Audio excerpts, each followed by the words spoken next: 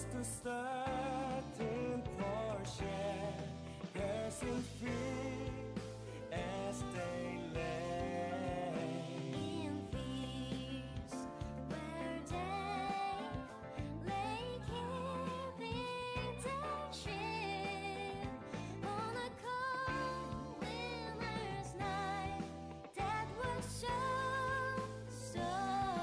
deep.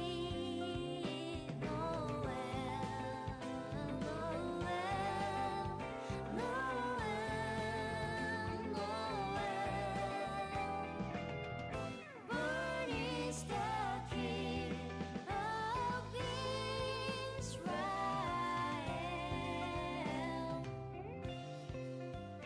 they 아기 예수님의 탄생을 축하합니다. 메리 크리스마스. 예수님 생일 축하해요. 사랑해요. 사랑해요. 예수님 생신 축하드려요. 예수님 사랑해요. 하트 하고. 예수님 사랑해요. 예수님 사랑해요.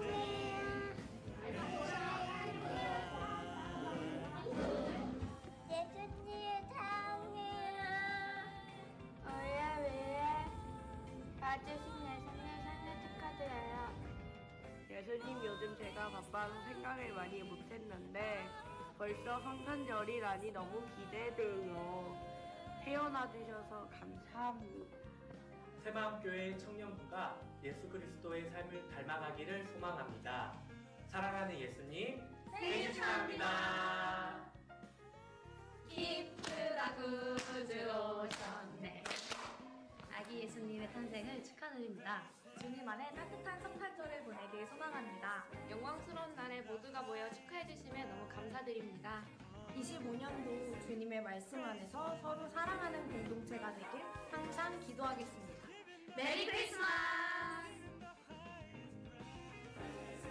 let us give praise to our happiness, Lord. Whoa, whoa. My King, my Savior, Redeemer, my Father. 네, 주보에 보시면 이렇게 초대장도 있으니까요. 여러분 이렇게 주변에 알려주셔서 우리 다음 주 가족 초청 새마음 찬양제가 이곳에서 4시에 있습니다. 몇 시요? 네, 여러분 꼭 오시죠? 네, 뭐 다 대답하셨습니다. 네, 하나님이 보고 계세요.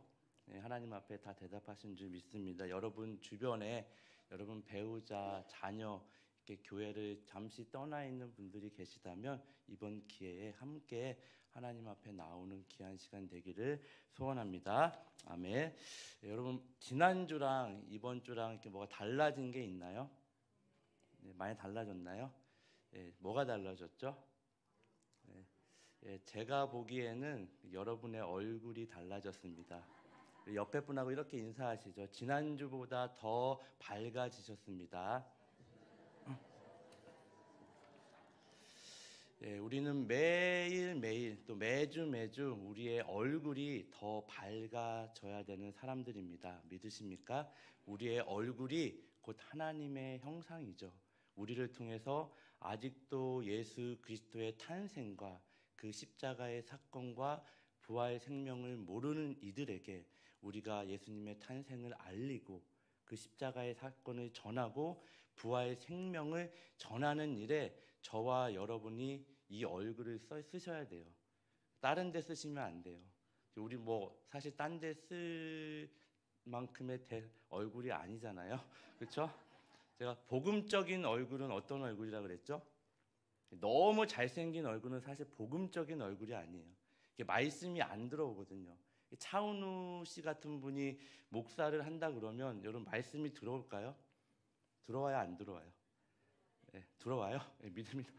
너무 잘생긴 사람은 이게 복음적인 얼굴이 아니에요. 제가 이렇게 성도님들한테 물어보니까 대답을 근데 못 하시더라고요. 제 얼굴은 복음적인 얼굴입니까? 아닙니까? 네, 대답하기 힘들죠. 대답을 잘 하셔야 돼요. 어쨌든 우리가 항상 여러분이 살아가시면서 여러분의 표정으로, 여러분의 말로 그 예수 그리스도의 탄생과 복음을 전하는 귀한 일에 사용되기를, 쓰임받기를 예수님의 이름으로 축원합니다. 우리가 계속해서 여호수아를 살펴보는데, 여호수아는요 40년 전에 가나안 문턱까지 갔었죠. 그가 12명의 정탐꾼 중에 한 사람으로 여호수아와 갈렙은 이런 고백을 했어요. 여호와께서 우리를 기뻐하시면 우리를 그 땅으로 인도하여 들이시고 그 땅을 우리에게 주시리라. 이는 가연 젖과 꿀이 흐르는 땅이니라. 이 고백을 했지만 나머지 10명의 정탐꾼은 그 땅을 뭐 했죠? 악평합니다. 그래서 거기서 네피린 후손인 아낙 자손의 거인들을 보았나니 우리는 스스로 보기에도 메뚜기 같으니 그들이 보기에도 그와 같았을 것이니라. 이 말로 인해서 이스라엘 백성은 그 가나안에 들어가요, 못 들어가요? 못 들어가죠. 40년이 지난 이 시점에서 이제 여호수아는 누구의 말이 옳았는지를 증명할 수 있는 시간이 되었습니다. 그래서 이 지금 여리고 전투는요, 그 여호수아뿐만 아니라 이스라엘 공동체에게 굉장히 중요한 사건입니다. 이 굉장히 중요한 전쟁을 앞에 두고 우리가 지난 시간에 살펴본 것 같이 하나님이 이스라엘 공동체에게 뭘 명령하시죠? 우리가 상식적으로 생각하는 전쟁을 앞둔 이스라엘 백성에게 무엇을 준비시키냐면 5장 전체의 내용이 할례를 명령하십니다. 왜 할례를 명령하실까요? 할례를 당하면 고통스럽죠. 전쟁을 눈앞에 두고 있는데 하나님이 할례를 명령하십니다. 여러분, 왜 할례를 명령하셨다고 그랬죠? 지금 이 가나안의 전쟁은 너희가 가진 그 어떤 능력이나 가진 것으로 쳐들어가서 싸워서 빼앗는 땅이 아니라 내가 이미 준 그 약속의 말씀에 근거해서 이 말씀에 순종해서 믿음으로 들어갈 때 얻는 것을 경험하는 땅이다라는 것을 다시 한번 가르치기 위해서 하나님이 할례를 명령하십니다. 그 설명하는 장면이 여호수아 5장 15절에 지난주에 살펴봤듯이 여호와의 군대 대장이 여호수아에게 이르되 내 발에서 신을 벗으라. 내가 선 곳은 거룩하니라 하니 여호수아가 그대로 행하니라. 여러분, 발에서 신을 벗는 의미는 뭐라고 그랬죠? 네, 아시는데 다 마음으로는 알지만 입은 열리지 않죠. 내 권리를 포기하는 거라 그랬어요.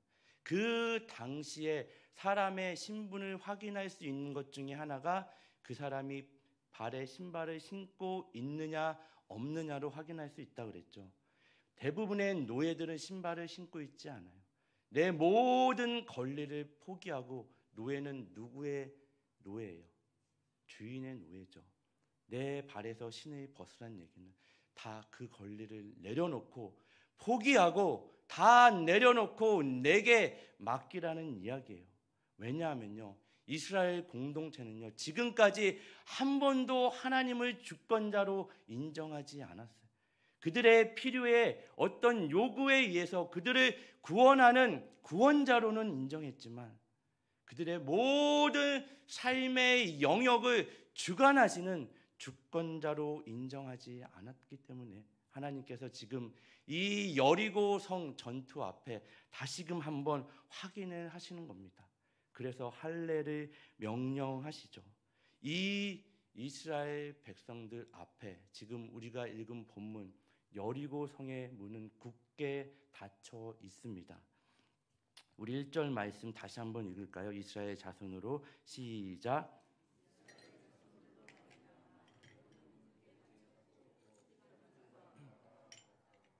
여리고 성은 굳게 닫혀 있습니다. 이 고고학자들에 의하면요, 여리고 성은요 사람의 그 당시 사람의 물리적인 힘으로는 무너뜨릴 수 없는 성이래요. 두 개의 성벽으로 되어 있는데 이제 고고학자마다 조금씩 다르게 얘기를 해요. 정확하진 않습니다. 높이가 한 5m 되는 옹벽 위에 또 한 7m 되는 성벽이 첫 번째 있습니다. 성벽의 두께가 대략 한 2m 정도 되고요. 그 두 번째 성벽과 첫 번째 성벽 사이가 한 14m 정도 됩니다. 그 사이에 사람이 살고 있어요.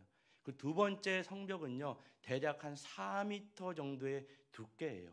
그 당시에 어떤 기술로는요, 사람의 물리적인 힘으로는 그것을 무너뜨릴 수 없어요. 근데 나중에 하나님 무너뜨리시죠. 위에서 아래로 무너져서 사다리 타고 올라가듯이 그 여호수아가 어떻게 명령하죠? 올라가라고 명령해요. 나아가라가 아니라. 그래서 영어 성경도 보면 went up이라고 그래요. 올라가라고 그러죠. 어쨌든 이 여리고 성이 굳게 닫혀 있는데 2절 말씀을 보면 여호와께서 여호수아에게 이르시되 보라 내가 여리고와 그 왕과 용사들을 내 손에 넘겨 주었으니라고 이야기합니다. 여러분, 하나님께서 내가 너에게 넘겨 줄 거야라고 말씀하셨나요? 아니면 넘겨 주셨다고 말씀하시나요? 동사 시제로 이야기하면 미래 완료형 시제입니다. 이미 밟지도 않고 아직 밟지도 않고 들어가지도 않은 그 땅을 하나님이 이미 넘겨 주셨대요. 이 말씀은 우리가 여호수아서 1장 3절에서도 동일하게 이야기하고 있습니다. 내가 모세에게 말한 바와 같이 너희 발바닥으로 밟는 곳은 모두 내가 너희에게 주었노니, 모두 내가 너희에게 주었노니. 아직 밟지도 않았어요. 들어가지도 않았어요. 근데 이미 주셨대요. 무슨 얘기예요? 성경 기자가 이 미래 완료형 시제를 쓸 때는 뭘 근거해서 쓰냐면요, 하나님의 언약, 즉 약속의 말씀, 그 말씀을 신실하게 지키시는 그 하나님을 근거해서 이렇게 기록합니다. 나는 알파와 오메가야. 나는 처음과 나중이야. 내가 시작한 일은 반드시 내가 뭐 한다고요? 마무리하신다는 말씀이죠. 이미 이루어진 것 같이 하나님이 이 미래 완료형 시제를 쓰십니다. 여러분이 저에게 조금의 관심이 있으신 분들은요, 관심이 있으신가요? 저는 여러분에게 관심이 있는데 여러분은 저에게 관심이 없는 것 같기도 하고 있는 것 같기도 하고, 제가 기도할 때 금요 성령 집회나 기도할 때 잘 들어보시면 제가 미래 완료형 시제를 쓸 때가 많습니다. 아직 우리가 살아내지 않은 내일 하나님이 허락하신다면 하나님의 자녀로 승리하게 하여 주심을 감사합니다. 미래 완료형 시제죠. 아직 살아내지 않았지만 뭘 근거해서요? 그 신실하신 하나님, 우리를 구원하신 그 하나님이 구원의 완성의 자리까지 이르기까지 멈추지 아니하시고 우리와 함께 하시는 그 하나님을 신뢰하는 믿음을 가지고 우리는 이 기도와 이 말씀을 붙잡을 수 있는 줄 믿으시기 바랍니다. 여러분, 그래서 가나안 땅의 전쟁은요, 이스라엘 백성의 그 어떤 능력이나 그들이 가지고 있는 그 어떤 무엇을 가지고 쳐들어가서 빼앗는 땅이 아니라 뭐라 그랬죠? 이미 주어진 그 땅을 하나님의 말씀, 주어진 말씀에 내가 순종하느냐 하지 않느냐의 싸움이 있는 땅이 가나안 땅입니다.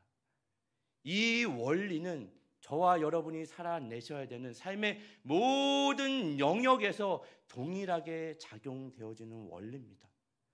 마치 여리고와 같이 거대한 성이 문을 굳게 닫고 우리 앞에 턱 버티고 서 있는 그 상황 앞에서 여러분 어떻게 하실래요?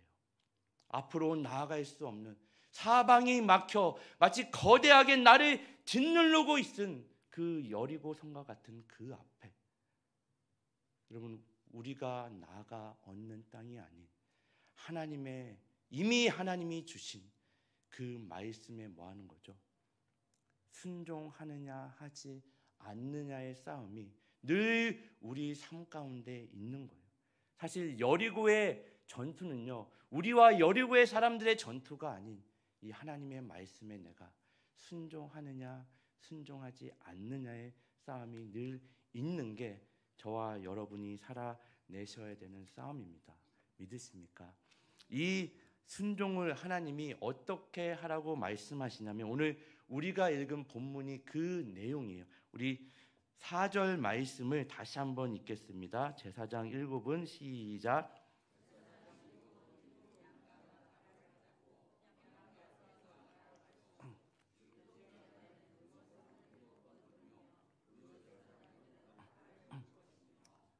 네, 제사장 일곱 양강 나팔, 7째 날에 7번 이 7이라는 숫자가 계속해서 반복적으로 등장합니다.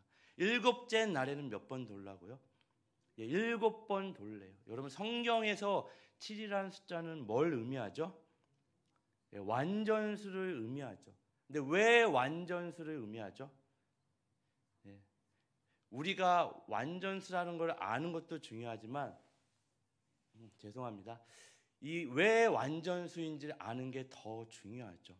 태초에 하나님이 뭘 창조하세요? 천지를 창조하십니다. 믿어지시나요? 우리에게 너무나 중요한 말씀이에요. 이 말씀이 믿어지지 않으면 우리는 성경을 읽을 수가 없어요. 우리의 신앙생활을 해 나갈 수가 없어요.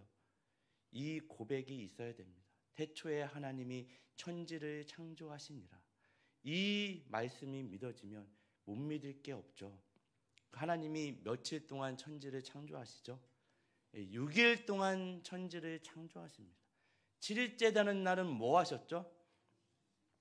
쉬셨다고 하시는 분도 있고 안식하셨다는 분도 있는데 사실 안식이라는 단어가 정확합니다. 쉬었다는 개념은요, 사실 우리 인간적인 개념이에요. 우리는 6일 동안 일하고 7일째 쉬지 않으면 어떻게 돼요? 사람이 지치죠. 다시 월요일을 맞이할 수가 없습니다. 하나님은 그런 분이신가요? 지치시나요? 지치지 않으시죠. 안식하셨다는 이야기는 하나님이 6일 동안 지은 그 창조 세계가 하나님이 보시기에 어땠다는 얘기예요? 좋았다는 얘기예요. 좋았다라는 얘기는 더 이상 하나님이 손댈 필요 없이 완전하고 완벽했다는 얘기예요. 충만했다는 얘기예요. 뭐가요? 창조 세계가 우리가 하나님과 함께 살기에 완벽하고 충만했던 그 세계가 이제는 어떻게 됐죠? 죄로 인해 망가졌죠. 어쨌든 이 7이라는 숫자는 이런 의미에서 완전수입니다. 그리고 여기에 또 뭐가 등장하냐면 7 양각 나팔이 등장하죠. 여러분 성경에서 나팔이 나올 때는 뭘 의미하는지 아세요? 나팔이 가장 많이 나오는 성경이 아마 요한계시록을 읽다 보면 나팔이 상당히 많이 등장합니다. 근데 오늘은 우리가 출애굽기 19장 16절부터 우리 19절 말씀을 한번 같이 찾아보도록 하겠습니다. 출애굽기 19장 16절 말씀입니다. 제가 16절, 여러분이 17절 이렇게 같이 읽겠습니다. 셋째 날 아침에 우레와 번개와 빽빽한 구름이 산 위에 있고 나팔 소리가 매우 크게 들리니 진중에 있는 모든 백성이 다 떨더라.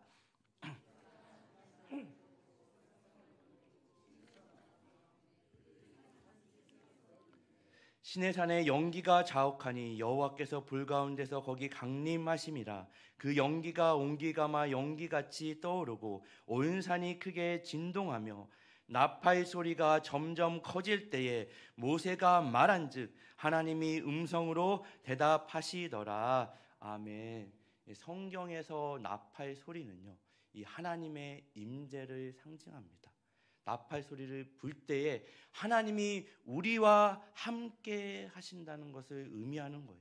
근데 이 7 제사장이 이 7 양각 나팔을 어디 앞에서 불죠? 이 언약궤 앞에서 붑니다. 이 언약궤는 뭘 상징한다고 그랬어요? 어린 양의 죽음. 반드시 인간의 죄가 어떠한지를 상징하는 3가지 물건이 담겨져 있는 그 언약궤. 어린 양의 죽음을 상징하는 그 언약궤 앞에서 하나님의 임재를 상징하는 7 양각 나팔을 부릅니다. 이것은 뭘 의미하는 걸까요? 그 가나안 땅에 하나님의 군대가 들어간다는 것은 단순히 전쟁이 아닌 지금 하나님의 나라가 임하는 걸 의미하는 거죠. 하나님의 복된 소리가 들려지고 있는 거고 이 소리에 반응하고 돌아오라는 이야기입니다. 단순히 가나안 땅에 여리고의 전쟁이 아닌 하나님의 통치와 하나님의 나라와 하나님의 다스림이 임함을 선포하는 메시지이고 그림입니다. 이 음성에 반응해서 하나님께 돌아온 인물이 누구죠?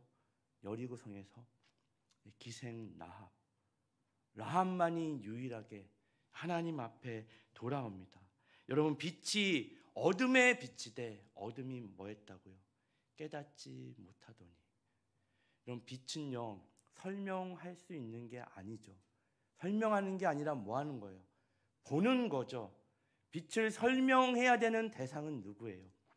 앞을 보지 못하는 장님이에요. 빛은 설명해야 되는 대상이 아닌 내가 보고 경험해야 되는 거예요. 빛이 어둠의 빛이되 어둠이 뭐예요? 깨닫지 못해요. 이 세상에 하나님의 빛이 비추되 하나님의 말씀이 들려지지만 그 빛을 깨닫지 못해요.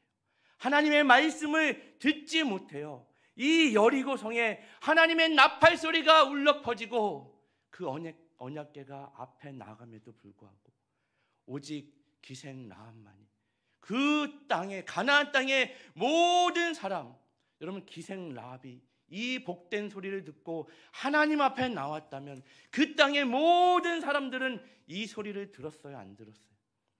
이 하나님의 하시는 그 역사를 들었어요, 안 들었어요? 다 들었죠. 이 세상이 오늘날 하나님의 복음을 듣지 않아서 하나님께 돌아오지 못하는 것이 아니라 빛이 어둠의 빛이되 어둠이 뭐예요? 깨닫지 못해요. 여러분, 하나님의 말씀이 들려지는 게 은혜인 줄 믿으시기 바랍니다. 그 빛이 비춰질 때에 나의 어둠이 몰라가고 빛으로 다시 살아나는 게 은혜인 줄 믿으시기 바랍니다. 그 빛을 깨닫는 거, 여러분 아무나 깨닫지 못해요. 하나님이 깨닫게 해 주셔야지 깨닫는 줄 믿으시기 바랍니다.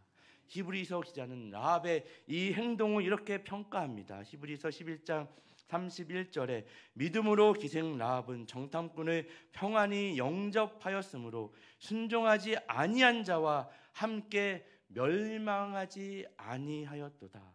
또 야고보서 기자는 이런 표현을 했습니다.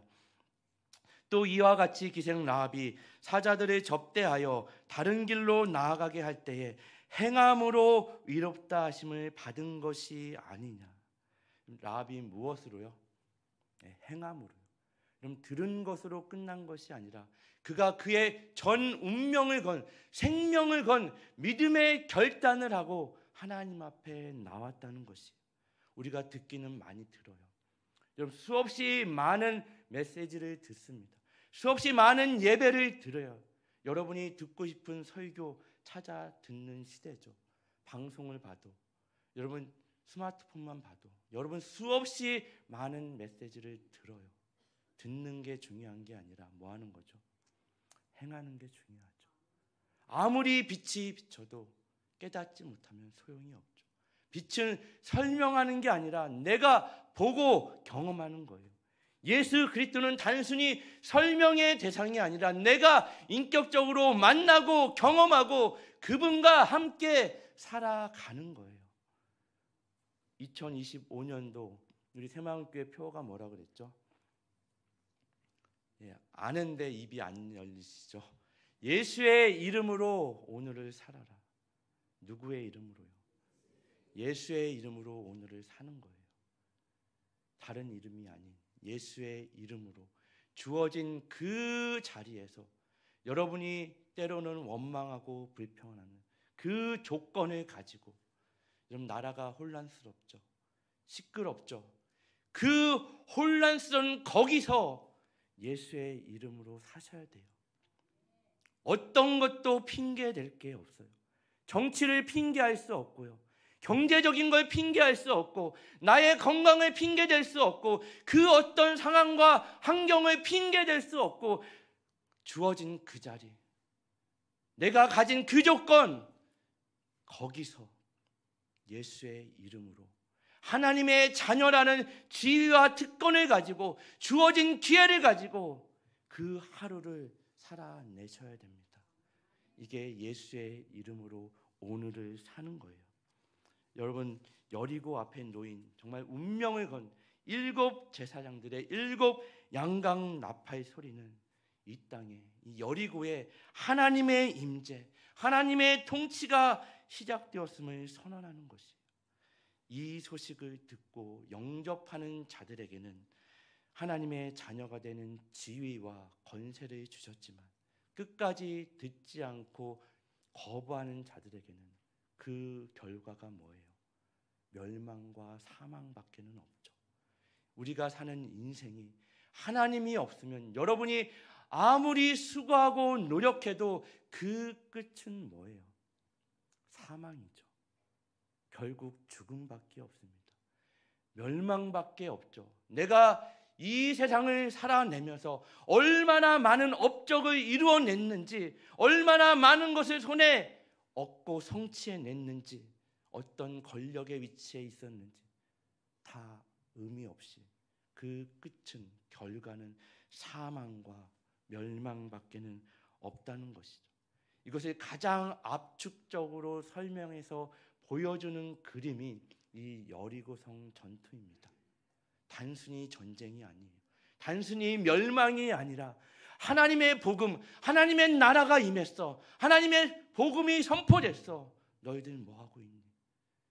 오직 구원받을 조건이 하나도 없는 기생 라합이 구원받은 것처럼 그 땅에 하나님의 복음이 임했음에도 불구하고 기생 라합과 그의 가족 외에는 구원받은 자들이 없어요.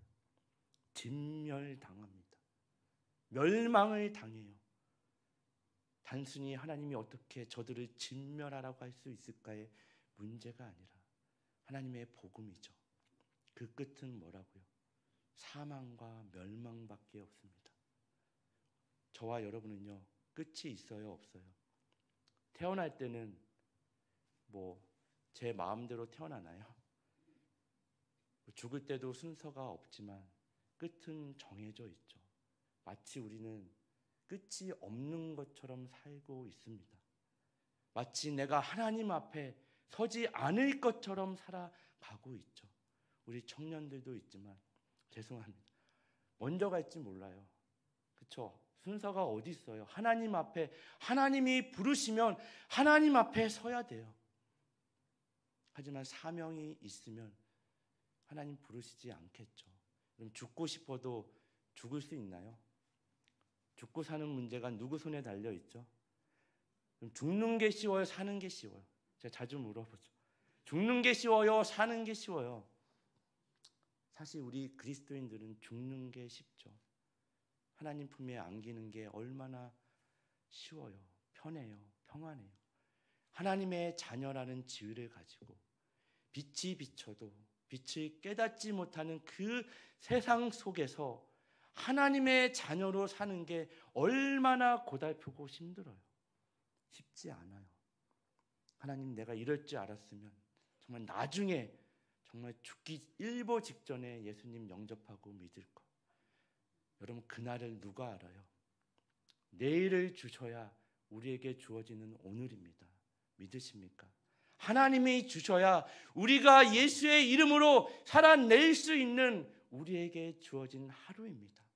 그 하루를 정말 어떻게 여러분 보내시나요? 하나님의 자녀답게 생각하고 말하며 그 특권과 지위를 누리는 저와 여러분이 되기를 예수님의 이름으로 축원합니다. 이 마태복음 1장 21절을 보면요, 아들을 낳으리니 이름을 예수라 하라. 이는 그가 자기 백성을 그들의 죄에서 구원할 자이심이라 하니라.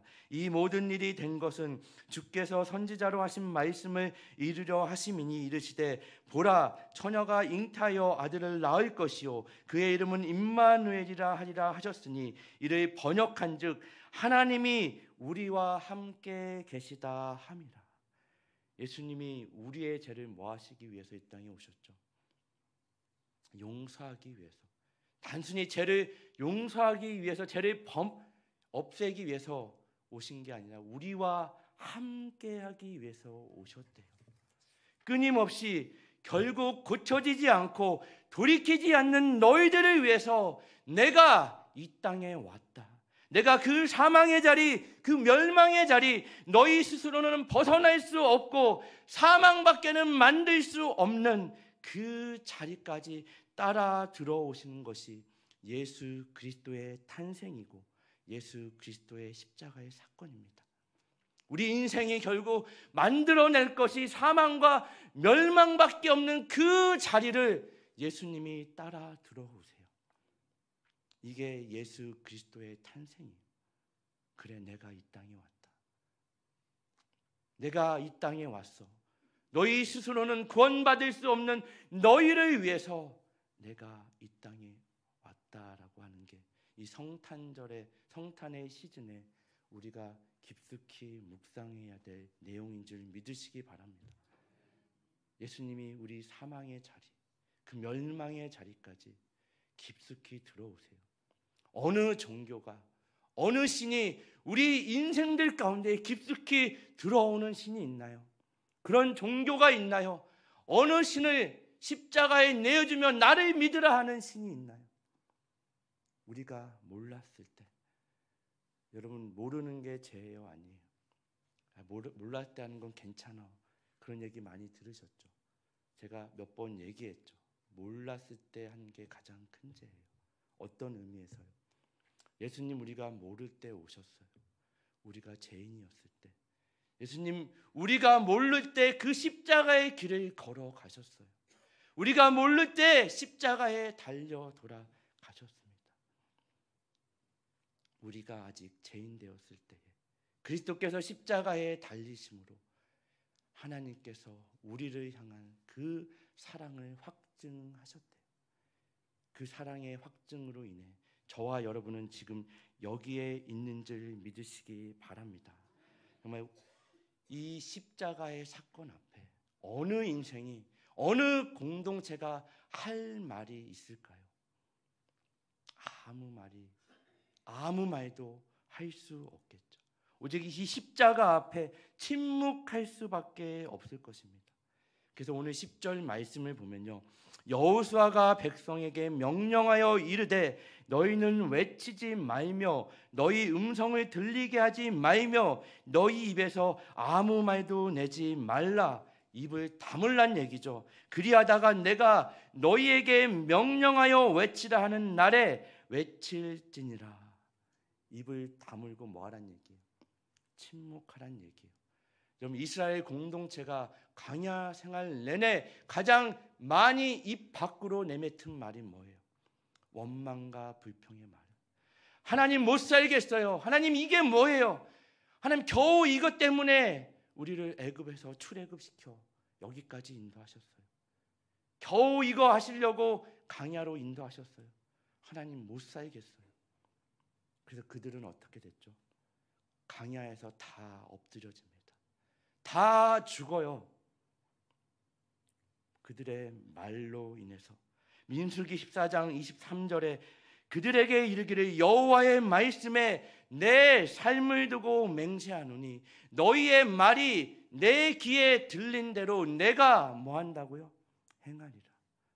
그들은 다 엎어집니다. 다 죽습니다. 하나님이 하나님의 삶을 두고 맹세한대. 너희의 말이 내 귀에 들린 대로 내가 행하리라. 정말 무섭고 놀랍지 않나요? 여러분, 이제 2024년도도 얼마 남지 않았죠. 여러분, 지난 2024년도를 돌아볼 때에 여러분의 입 밖으로 나온 말들이 어떤 말들이었나요? 정말 원망과 불평이 가득한 말이었나요?